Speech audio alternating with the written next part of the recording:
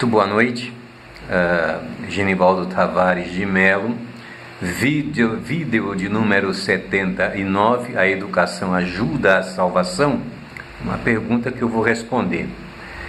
Tem gente que esquece os mínimos detalhes que são importantíssimos para a nossa vida, e são detalhes que glorificam o nome do Senhor, embelezam o Evangelho do ponto de vista do conhecimento que se dá à humanidade, aqueles que nos envolvem, nos cercam, né? São vizinhos da igreja, de onde moramos, etc. A educação, nós vamos ver o quanto pode ajudar na salvação das pessoas. Ainda ontem, quarta-feira, pela graça de Deus, ouvimos em Pirituba uma pregação dessas que vai lá na raiz, trabalha a raiz, cuida dela, entrega a palavra de Deus de maneira genuína, e é o que interessa para nós, é construir vidas. Esse evangelho só alvissareiro de promover bênçãos e mais bênçãos, riquezas, não sei o que lá, Deus está abrindo uma porta. As portas estão todas abertas para nós, principalmente a porta que leva para o céu. Essa está escancarada para quem quiser entrar. Ou, claro, quem quiser buscar a entrada. Bem, eu procurei, obviamente, no dicionário, é bom a gente saber como é que é visto o termo educação. E educação, lá no dicionário, engloba os processos de ensinar e de aprender. No centro de um sistema educativo deve situar-se o ser humano, o que educa e o que deve ser educado, num horizonte de plenitude. A tarefa educativa consiste, na verdade, segundo o dicionário, na capacidade de identificar e de acompanhar essa presente inquietação do homem, mantendo vivo pelo amor, ou vivo o amor pelo saber. Bem, nós sabemos que a educação, eu posso também chamar de ciência do conhecimento, posso também, né? Do conhecimento diverso, de todas as ciências, de todas as culturas, mas há aquela educação basilar, é aquela que nós recebemos em nosso lar e com a qual nós somos preparados para conviver em sociedade. Essa é muitíssimo importante, porque o fato de sermos crentes em Jesus não nos tira da convivência social. Tem gente que pensa que é assim, confunde as coisas. Uma coisa é andar no devaneio do mundo, na loucura, entenderam? Outra coisa é você caminhar como cidadão, como ser humano, como gente que tem que conviver com as pessoas. É isto. Entre os vários textos que eu vi aqui, por exemplo, Isaías 11:2, uma referência direta ao Senhor Jesus, em que o profeta, como chamam, vaticinar, diz respeito ao Senhor, falando assim: repousará sobre ele o Espírito do Senhor, em letra, Espírito com letra maiúscula, o Espírito do Senhor, e aí vem com letras minúsculas, o Espírito de sabedoria, de entendimento, e de conselho, e de fortaleza, o Espírito de conhecimento, de temor do Senhor. Muito bem, então veja que como se harmoniza essa questão da educação basilar quando nós conhecemos a Cristo, porque recebemos o mesmo Espírito que é dele, não foi lhe dado por medida, nele habitava corporalmente toda a plenitude da divindade, em Cristo, homem, e o mesmo Espírito testifica com o nosso Espírito que somos filhos de Deus, portanto, habita conosco, está em nós. Se ele habita conosco, está em nós, todas essas virtudes aqui que eu citei de Isaías também diz respeito a cada um de nós. Uma outra pergunta que eu fiz para poder ajudar esse raciocínio é: obra ajuda? Aí eu citei aqui o caso de José de Arimateia, aquele que pediu para levar o corpo para a sepultura que ele tinha, era a propriedade dele. Cornélio, o personagem da parábola do bom samaritano que aponta para Cristo pelo que ele fez, que Jesus deu como exemplo para nós, devemos também fazer.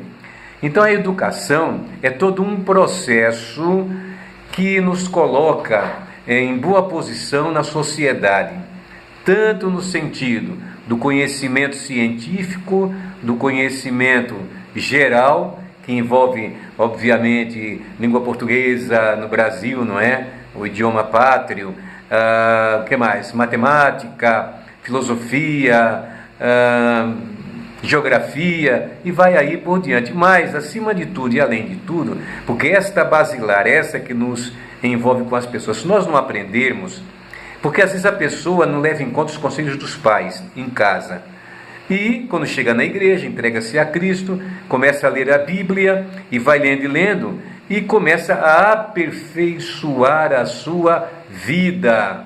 Exatamente isso. Não há transformação. O que há é aperfeiçoamento. Aquilo que você tem, Deus vai melhorando para você.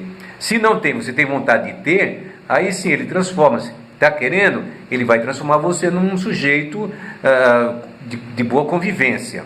Tá certo? Por que eu escolhi esse texto, não é?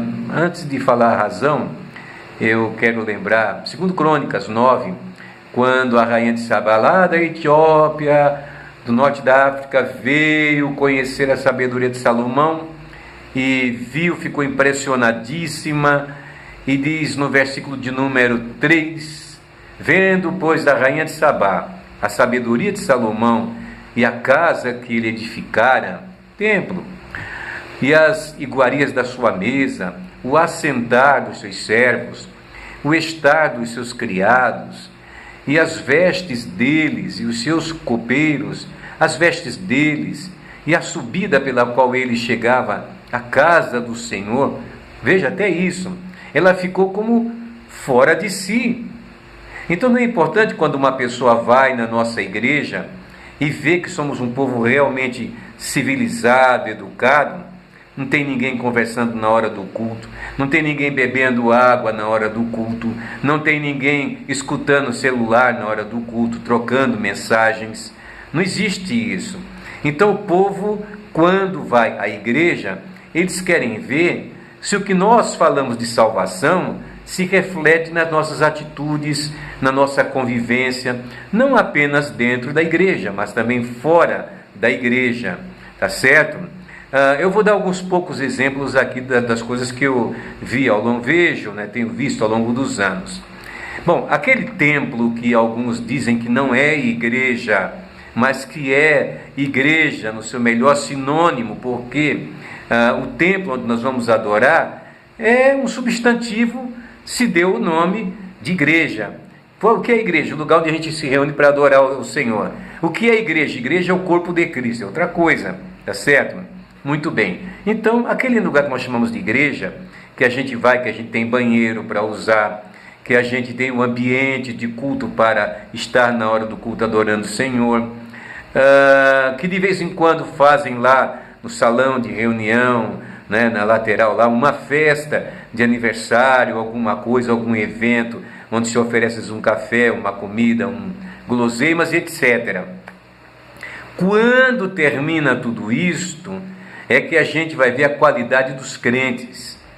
Pois é, se sobrou papel jogado pelos cantos, copinho plástico para lá e pedaço de lanche para cá, a dedução que a gente tem é que uma boa parte desse povo não tem um mínimo de educação. Para começar, é o que mais rasteiro, é o que mais nós poderíamos pensar no momento, porque se tiver educação já ajuda bastante. Não estou falando da espiritualidade, estou falando da educação, ajuda bastante. Outra coisa, eu fico doente quando eu vou à igreja, eu vejo, já vi, homem e mulher também, encostado na parede com o sapato, sabe, encostado na parede lá atrás. Eu fico louco com essas coisas, que eu digo, meu Deus, que falta, né, a respeito pela parede em si, não. É o zelo para manter limpo, para manter devidamente cuidado. Isso no uso de sanitário, no bebedouro de água, quando tem festividade. Nós temos que dar o exemplo em tudo. Não foi isso que Paulo falou para Timóteo? Ser tu exemplo dos fiéis em tudo, no trato, na caridade, na fé, na pureza, etc. E temos que ser exemplo em tudo. Então nós não podemos abrir mão disso. Agora veja, se eu percebo uma pessoa que não tem o mínimo de educação, que conclusão que eu chego, dentro de que conheço Bíblia, ou pelo menos digo que conheço pela graça de Deus, mas se eu conheço Bíblia e eu vejo uma pessoa que se diz cristã, que não tem um mínimo de educação para falar com seu semelhante, sabe, grita, para espirrar, sabe? Tem gente que levanta o nariz para o céu assim, espirra, que joga, né, os perdigotos assim a céu aberto. É um problema sério. São coisas que parecem ser absolutamente nada, mas faz parte da educação, do comportamento, da maneira como devemos glorificar a Deus. Educação diz muito a respeito da nossa salvação. Isso se estende lá fora, em casa muito mais ainda. A educação no trato com os pais, a educação no sentido de retirar o prato da mesa, a educação no sentido de contribuir, de colaborar com a preparação da mesa, em lavar os pratos, não deixar só para a mamãe cuidar de tudo isso, porque cozinha, que eu já experimentei e faço de vez em quando, é um terror. Absorve às vezes uma manhã 1/3 do tempo, sabe, dedicado a tantas coisas, 1/3.